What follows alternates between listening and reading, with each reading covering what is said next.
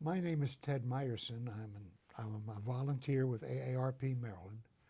I'm talking this morning with Dennis Andrucyk, the director of NASA's Goddard Space Center. Dennis plans to retire by the end of the year, so it's a real opportunity to speak to him now. We're going to hear a lot about Dennis and his history with NASA, but before we do that, he's won so many awards, and I know he's not going to want to talk about that. So I want to tell you about the awards that he has won. He's won the NASA Outstanding Leadership Medal, the NASA Exceptional Service Medal, the Goddard Outstanding Leadership Honor Award, the Goddard Exceptional Achievement Award in Diversity and Equal Employment Opportunity, and the Senior Executive Service Meritorious Presidential Rank Award twice. Dennis, that's just outstanding, and I feel honored to have this opportunity on behalf of AARP to speak with you this morning. I think most people have a general idea about NASA and what NASA does, but what specifically does this Goddard Space Center do, and what do you do at the Goddard Space Center? All right, that's a great question, Ted. Each NASA center takes on a primary role for the agency in space exploration. For example, a lot of folks know about the Kennedy Space Center down in Florida, where we do launches. The Johnson Space Center manages the human flight systems, such as the International Space Station, and recently the Artemis program. The Marshall Space Flight Center in Huntsville, Alabama, builds the SLS rocket, the Space Launch System rocket. At the Goddard Space Flight Center, we're about science. Our primary role is space exploration and scientific exploration in particular. It's in Earth science, understanding our Earth, the oceans, the atmosphere, and the solid Earth. It's about studying our sun in heliophysics, understanding the space weather environment that comes from our sun, what we call coronal mass ejections or solar flares, and their impact on the Earth. The third discipline area is planetary science, which is outside of the Earth, all of the other planets in our solar system, from Mercury, closest to the sun, and I'm a Pluto hugger, so I'm going to include Pluto in that, and the outer edges of our solar system. And then finally, in astrophysics. We're familiar with the James Webb Space Telescope that just launched on Christmas Day of last year. That's an astrophysics mission looking back to the beginning of time. So we have all four of those science disciplines here at the Goddard Space Flight Center. Well, that James Webb Telescope is probably the most fantastic engineering project that ever was taken on by man. What role did Goddard play, and what role did you play in its development? Building the James Webb Space Telescope did not happen overnight. It took the better part of 25 years to build this observatory. I've been fortunate enough to actually participate in the entire time life cycle of the James Webb Space Telescope to today. And the engineering capability that's come together to make that telescope happen is just second to none. We've all heard about the tennis court-sized sun shield, 5 layers to make sure that the telescope and the instruments stay cold, but also the engineering challenges in building the backplane that hold the telescope together. I was fortunate enough to have a role in a lot of those engineering trades that made the telescope happen. The telescope itself, the mirrors, and the instruments were all integrated here at the Goddard Space Flight Center. The spacecraft was developed by Northrop Grumman out in Los Angeles in California and was integrated together and launched from French Guiana. The mission operations are mandatory here out of the Goddard Space Flight Center. That's pretty amazing. I understand that one of those mirrors got dinged pretty quick. Actually, yes, it did. We expected there to be micrometeorite hits on the mirror. There are 18 segments of the primary mirror. We built into our error budget the potential for micrometeorite strikes on any one of the mirrors. So we are still well within our error bars for micrometeorite strikes. There was one that got a lot of press because it was a little larger than we expected, but fortunately we're still within our error margins. And the systems engineering that went into building that telescope included micrometeorite strikes among many other trades to make sure that telescope operates as expected. And I'll tell you what, it's doing spectacular science already. Well, we see pictures from it in the paper or on TV all the time. It's an amazing thing. You've done other things at Goddard too, obviously. What have you done at Goddard that you're most proud of? Oh my goodness, that's like asking me which one of my children I like the best, because we've had outstanding scientific contributions in each one of those scientific areas I talked about a couple of minutes ago. If I can give you just a real quick example, perhaps in each one of those. In earth science, we work together with NOAA to build the weather satellites for the country. We build the polar orbiting satellites and the geosynchronous satellites that tell us every day what our weather is going to be. And very proud of that long-standing partnership. We understand climate change. Since 1978 to today, we've been able to very accurately map the polar ice cap, the northern polar ice cap. 50% of it is gone. It's melted over the last several decades since 1978. And we've got animations from our Earth science spacecraft that tell us exactly that. You mentioned the James Webb Space Telescope and astrophysics. Billions of galaxies out there, looking back over 13 billion years. The universe is 13.7 billion years old, and the James Webb Space Telescope will look back to the beginning of time, only 200 million years after the Big Bang. And I'll tell you what, it's just spectacular science. The Hubble Space Telescope is another example of great astrophysics observatory, producing over 15,000 technical papers. In planetary science, you might have heard 2 years ago the OSIRIS-REx mission touched down on the surface of the asteroid Bennu. It's returning samples on September 26th of 2023 of that asteroid. And that's just spectacular science. In heliophysics, understanding our sun, the Parker Solar Probe is going to be the fastest, as it progresses in its orbit of the sun, the fastest spacecraft ever built. While it's telling us about the space environment, the projected velocity of that spacecraft will be 425,000 miles an hour. It is just amazing the work that is done at the Goddard Space Flight Center and throughout NASA, and I'm so proud to be a part of this team.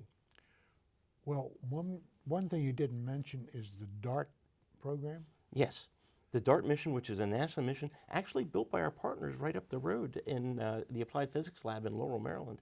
The DART mission did impact the asteroid pair Didymos, and I tell you what, it was a spectacular mission to prove that from a planetary defense standpoint, we can alter the orbit of an asteroid, and if there's the potential for one to strike the Earth, in the future we can build another impactor that will help move that asteroid's orbit by just a fraction that will allow it to then miss the Earth if the projections are that we might have an impact. That's very important to the survival of humankind. All this stuff is really, really amazing. This is a really diverse and complicated organization. What are some of the leadership things that you had to deal with that are unique to Goddard? There are many leadership challenges that we've faced along the way. But as a precursor to that, let me give you a quick understanding of the size and complexity of the Goddard Space Flight Center. It is about all those scientists, the engineering staff, and the personnel that support those missions are comprised of about 3,200 civil servants, so 3,200 civil servants, about 6,400 on-site or near-site contractors, plus several hundred others from NOAA. I mentioned the weather satellites. We work very closely with NOAA on future weather satellites. So it's about a 10,000 person workforce. And when it comes to financial resources, we are appropriated about $3.8 billion per year in NASA funding to make those missions happen. And together with NOAA, we receive about $1 billion in reimbursable funds to make those weather satellites happen. So it's a very complex organization, and there have been many challenges along the way. Technical challenges, because we rarely build the same spacecraft twice. Making sure our workforce has got the tools and the training to build these spacecraft, to develop the technology, is not simple and represents a huge leadership challenge. But I'll tell you what, we've got the processes in place to make that happen and build the workforce of tomorrow. Well, I was going to ask you, you're building things that have never been built before, and you've amassed scientists and engineers and technicians to do it. Mm-hmm. So you get a challenge, and you have to figure out how to do it, and then execute it. How did you put that kind of a group of people together? It is a terrific group of people, but it all starts with the planning and understanding of what future science missions we'd like to pursue as a nation. And the National Academy of Sciences, NASA actually charters the National Academy of Science to produce what's called a decadal survey in each one of those 4 discipline areas: in earth science, heliophysics, planetary science, and in astrophysics. So every 10 years in each one of those areas, we get a roadmap that's developed by the science community on what missions are a priority for our nation. And we follow those roadmaps. That's how the James Webb Space Telescope came to be. And those other exploration missions were actually came out of those decadal surveys. From there, we put together the mission suites to make those happen. We work with partnerships with commercial entities, with academia, and other government agencies to make these missions happen. Artemis, the big system that just went off a couple weeks ago, I guess. Mm-hmm. Did Goddard have any part in that? Absolutely. While our primary role is science, we have the communication capability for the agency within the Goddard Space Flight Center for near-Earth, in particular, resources. So the Artemis, all of the Artemis data, the commands, the telemetry, and any data coming back from the Orion spacecraft, all flow through communication systems that are managed by the Goddard Space Flight Center. Of course, those assets themselves were developed by Marshall, by Johnson, but we do have a piece in that. We also do the flight dynamics, which is understanding the orbital trajectories that the Orion spacecraft and the SLS use in order to get safely to the moon and back again. The way you calculate where a rocket's going to go is something is beyond my ability to understand. You guys are just fabulous. You've been at this job now for a while. You've been at NASA for a while. You bet. Tell us a little bit how you got here, what your story is, what you've been doing, all of those things. Okay. Well, I'll tell you what. I was the proverbial Navy brat. My dad was in the U.S. Navy, and our family followed him around the world. Ultimately, coming back, his final station was in Fort Meade, Maryland, and graduated from high school in the Maryland area. I went to the University of Maryland for my engineering degree, and worked in the DoD before coming to NASA. I was fortunate enough to actually start at the very lowest GS level as a high school intern at the National Security Agency as a GS1 Step 1, before progressing, coming to NASA on August 29th of 1988. And I've just been so blessed and fortunate to have progressively more responsible roles in engineering to develop our missions. And I've been the Goddard Center Director now for 3 years. Joined NASA, I think in August of 29th of 1988, 34 and a half years with NASA. And I'm finishing my career as the Goddard Space Flight Center Director. You've seen some amazing things. If you were to do it again, what would you change? Oh my goodness, that is an awesome question. I'm human. Just like all humans, I make mistakes along the way. And to answer your question, what would I change? It would be easy to say, gee, I would change this or change that. But you know what? None of those errors that I made along the way were fatal. And when you're dealing with a portfolio of missions that have never been done before, everybody makes mistakes. We learn as we go. And I learned from a lot of the mistakes I made. I learned what not to do in the future. And I think the errors that I've made over the years have helped me and my organization be stronger. And I'm where I am because of some of those mistakes and learning. I wouldn't change a thing.